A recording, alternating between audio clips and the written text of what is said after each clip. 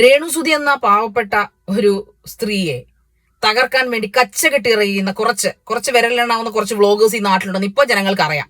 പച്ചവെള്ളം ചവച്ചു കുടിക്കുന്ന ജനങ്ങൾക്കൊക്കെ അറിയാം.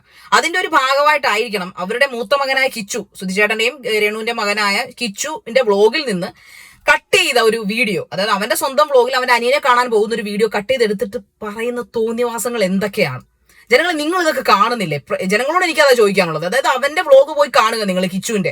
അതിനകത്തുള്ള കുറച്ച് ഭാഗങ്ങൾ എടുത്ത് കട്ട് ചെയ്ത് വെച്ചിട്ട് ചോദിക്കുന്ന ഈ നാണകെട്ടവന്മാർ ചോദിക്കുന്ന ചോദ്യങ്ങളാണ്, ഈ വ്ളോഗേഴ്സിനെ പോലുള്ള ഈ നാണകെട്ട വ്ളോഗർമാർ ചോദിക്കുന്ന ചോദ്യങ്ങളാണ്.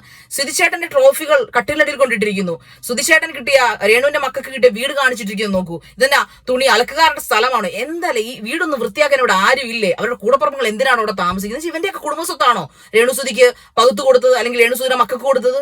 നാണോ ഉണ്ടോടാ നിനക്കൊക്കെ? ജനങ്ങൾ ഇവന്മാരെ ഒന്നും വിശ്വസിക്കുന്നത്. കിച്ചുവിനോട് എനിക്ക് പറയാം, ഇവന്മാർക്കൊക്കെ സ്ട്രൈക്ക് കൊടുക്കണം. ഇങ്ങനെ ഒരാളും ചെയ്യാൻ പാടില്ല ഒരിക്കലും. അവന്റെ വ്ളോഗിലെ കർഷങ്ങൾ ചീന്തി എടുത്തുകൊണ്ട്, അല്ലെങ്കിൽ അവന്റെ വ്ളോഗ് കട്ട് ചെയ്ത് എടുത്തുകൊണ്ട് അവന്റെ അമ്മയെ ഹരാസ് ചെയ്ത് സംസാരിക്കുക, കുറ്റം പറഞ്ഞ് സംസാരിക്കുക. എന്തെങ്കിലും എത്തിക്സ് ഉണ്ടോ നിനക്കൊക്കെ? എന്തെങ്കിലും എത്തിക്സ് ഉണ്ടോ? കഷ്ടം.